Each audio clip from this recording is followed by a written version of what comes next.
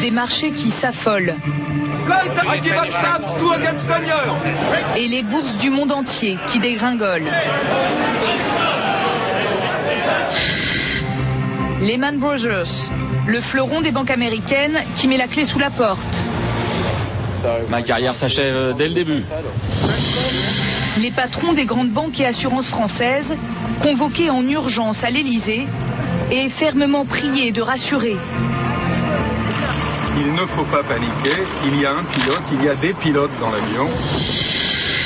Des négociations en pleine nuit entre la France et la Belgique pour débloquer des milliards en catastrophe, histoire de sauver une banque européenne.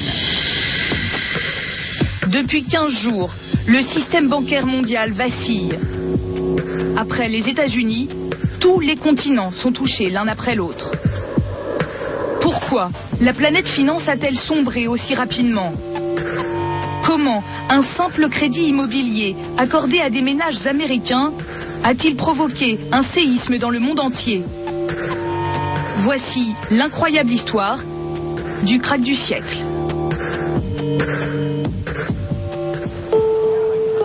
Il a une allure de grand-père tranquille. Pourtant, c'est l'un des hommes les plus puissants de la planète. Alan Greenspan. Nous sommes en septembre 2001. Il dirige alors la Banque centrale américaine. Ce jour-là, il va prendre une décision fondamentale pour l'avenir des États-Unis, car l'Amérique vient de vivre le plus gros choc de son histoire.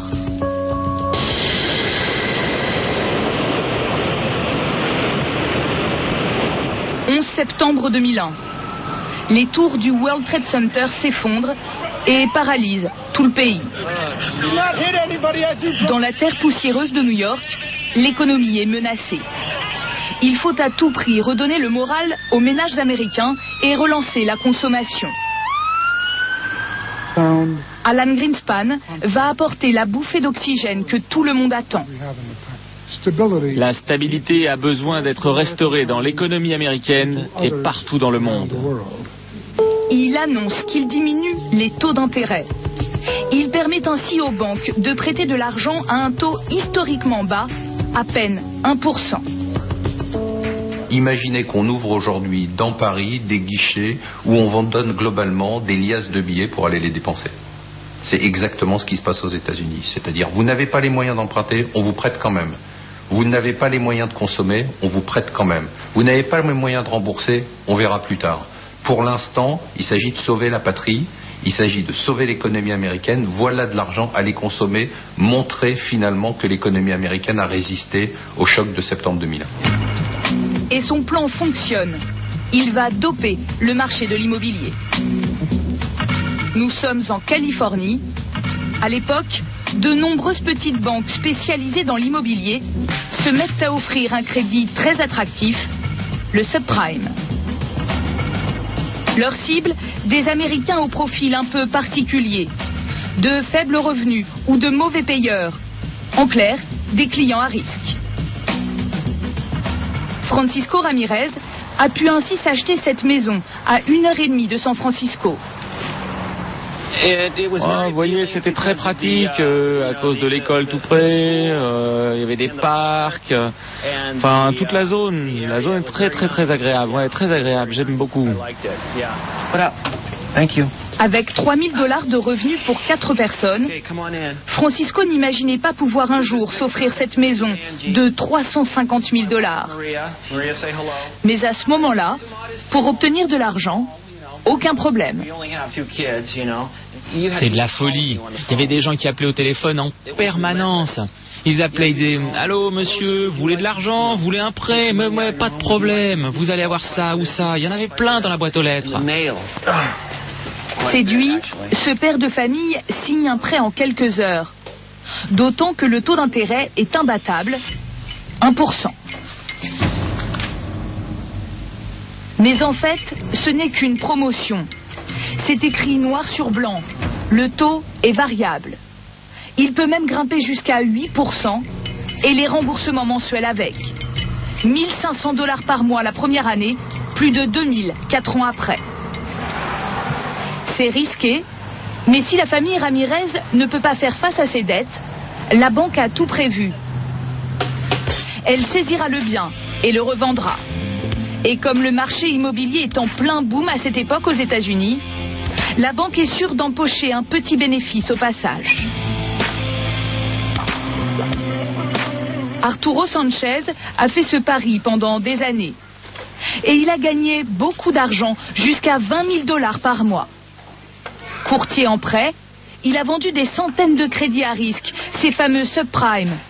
Comme tous ses collègues, il n'était pas très regardant sur le revenu des ménages.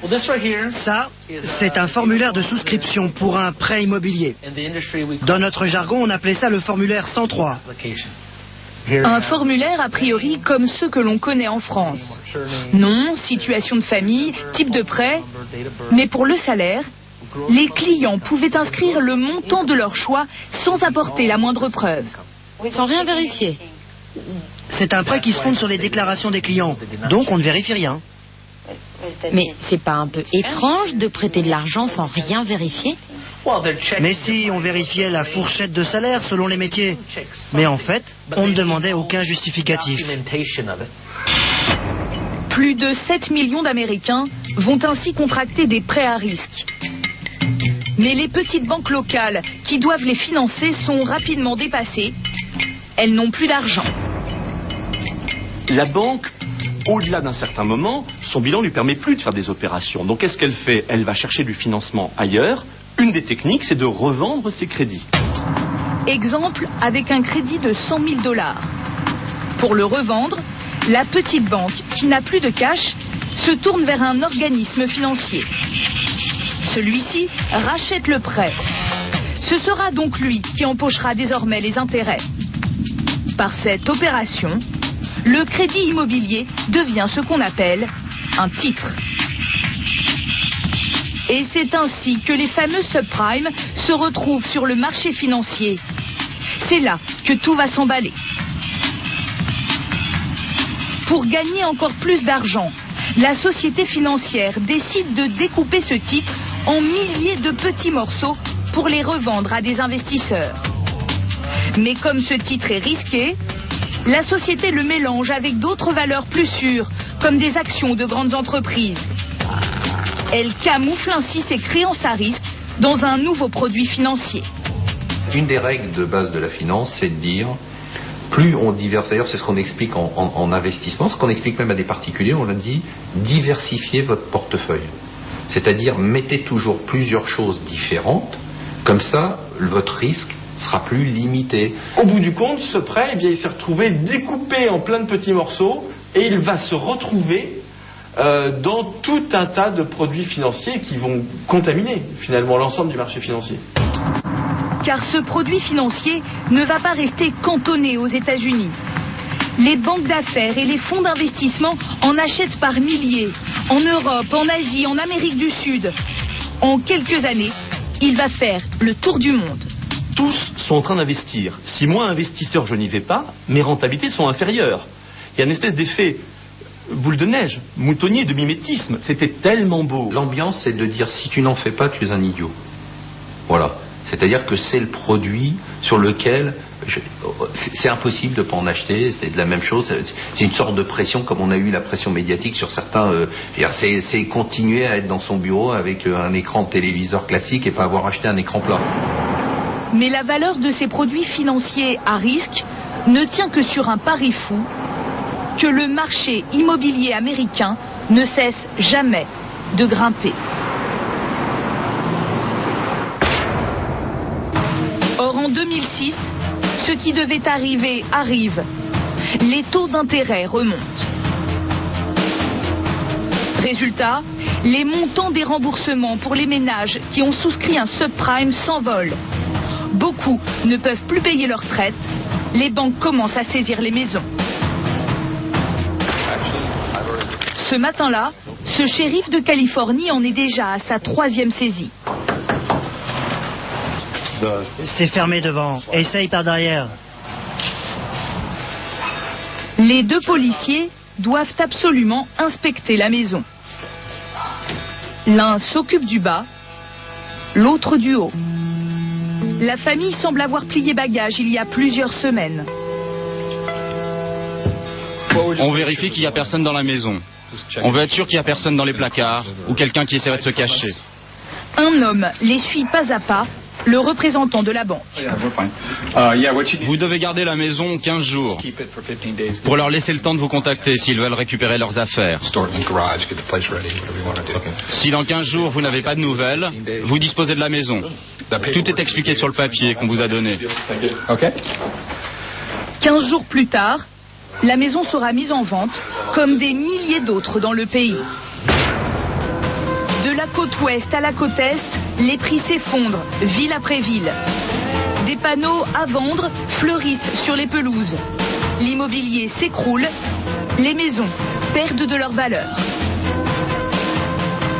On est face à un système de contagion, car le problème qu'on a sur le terrain aux États-Unis va se transmettre étage par étage. Le ménage ne peut plus rembourser. On saisit sa maison, on n'arrive pas à la vendre. Le crédit devient donc très risqué. La société qui a racheté le crédit a un crédit qui vaut quasiment plus rien. Ceux qui ont mis de l'argent dans ces sociétés ont alors un investissement qui ne vaut plus rien. Conséquence, tous ceux qui ont mis de l'argent voient leur investissement fondre. Le problème devient alors grave et généralisé, puisqu'une bonne partie des investissements ne valent plus rien, mais surtout sont totalement invendables. Commence alors une dangereuse partie de poker menteur sur les places financières. Partout dans le monde, de grandes banques d'affaires ont parié sur ces subprimes. Mais comme ils sont camouflés dans différents produits financiers, personne ne sait combien il en détient. L'ambiance est plutôt sauf qui peut que à se dire tiens tant mieux le voisin, puisque tout le monde est touché. Donc on se dit pas tiens tant mieux pour le voisin, on se dit simplement là aujourd'hui qui est-ce qui va tomber et comment je me protège. C'est la grande partie de Mistigris. J'en ai pas, tu en as pas. Chacun essaye de dire qu'il n'est pas très exposé, voir les déclarations à l'époque des banques et des sociétés d'investissement. Il y a à la fois, je dirais, une difficulté, on ne sait pas très bien ce qu'on a, et surtout, on ne veut pas créer la panique. Ne pas créer la panique et gagner du temps. Pendant près de 6 mois, chacun tente de cacher ses pertes. Tout le monde espère que le marché immobilier se ressaisisse. Mais aux États-Unis, rien ne bouge dans les rues. Ceux qui ont massivement investi dans les subprimes sont finalement pris au piège, obligés d'abattre leurs cartes. La première banque à dévoiler son jeu, c'est Bear Stearns. Le 18 juillet 2007, la 5e des plus grandes banques d'affaires américaines annonce des pertes colossales et doit fermer ses 2 fonds d'investissement. Voir une institution comme celle-là tomber, c'était incroyable. Jamais on n'avait pu imaginer ça, qu'une banque de cette taille tomberait. Elle tombe, tout le monde se dit, 1, ça peut arriver, 2, ça peut nous arriver. À partir de Bear Stearns, on est obligé, quelque part, les banques centrales, les administrations disent vous avez 100 jours, c'est 100 jours, pour dire exactement ce que vous avez. Vous nous avez menti, vous avez tout caché, vous avez tout dissimulé. Maintenant, carte sur table, qu'est-ce que vous avez? Le château de cartes s'effondre.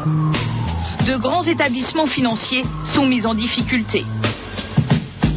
La banque d'affaires Merrill Lynch aux États-Unis, la BNP et la Société Générale en France, la Northern Rock en Grande-Bretagne.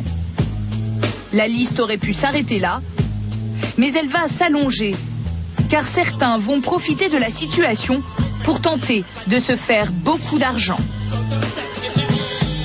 À ce moment-là, il y a des spéculateurs qui commencent à se dire on va jouer avec la rumeur et avec les craintes. Puisqu'on sait que tout le monde est en train de faire son inventaire, nous, on va désigner les prochaines victimes. Certains spéculateurs font courir les rumeurs les plus folles pour manipuler les cours de la bourse à leur profit. Jusqu'au jour où tout bascule, c'était il y a 3 semaines à peine.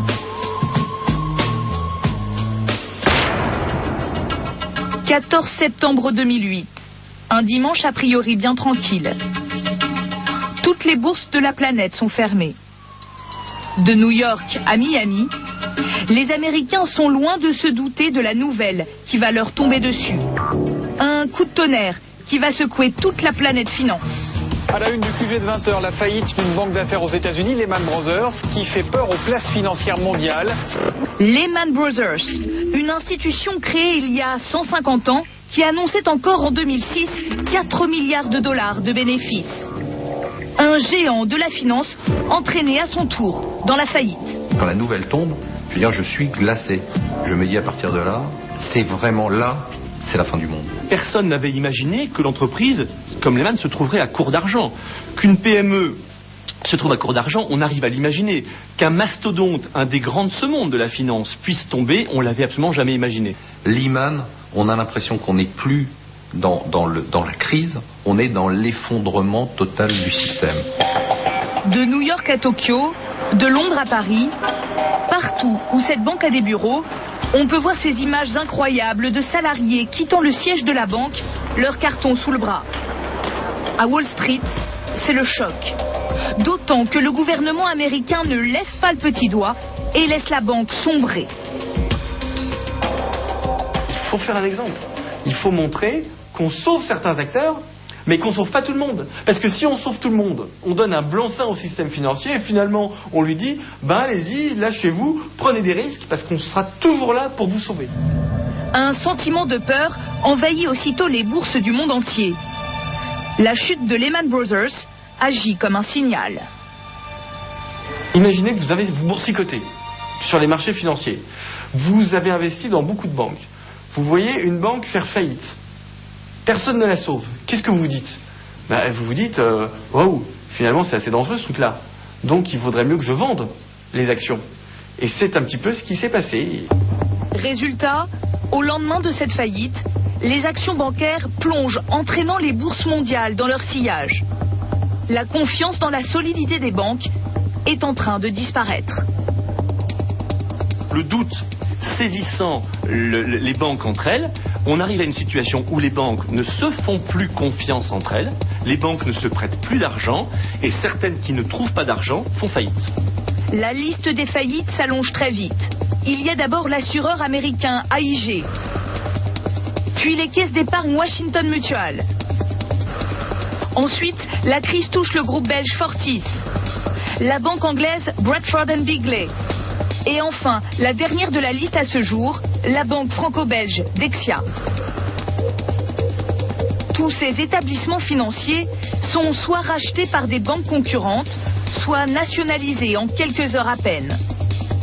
En fait, c'est tout le système bancaire mondial qui est en train de dérailler. Alors, pour stopper l'hémorragie, les parlementaires américains ont fini par voter un plan d'aide d'urgence de 700 milliards de dollars. C'était il y a 2 jours. Il devrait permettre à l'État de racheter aux banques leurs créances les plus pourries et théoriquement de restaurer la confiance.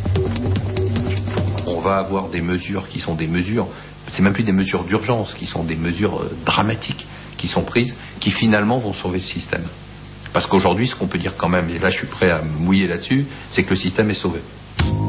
Sauvé peut-être, mais au prix d'un endettement colossal de plusieurs centaines de milliards de dollars.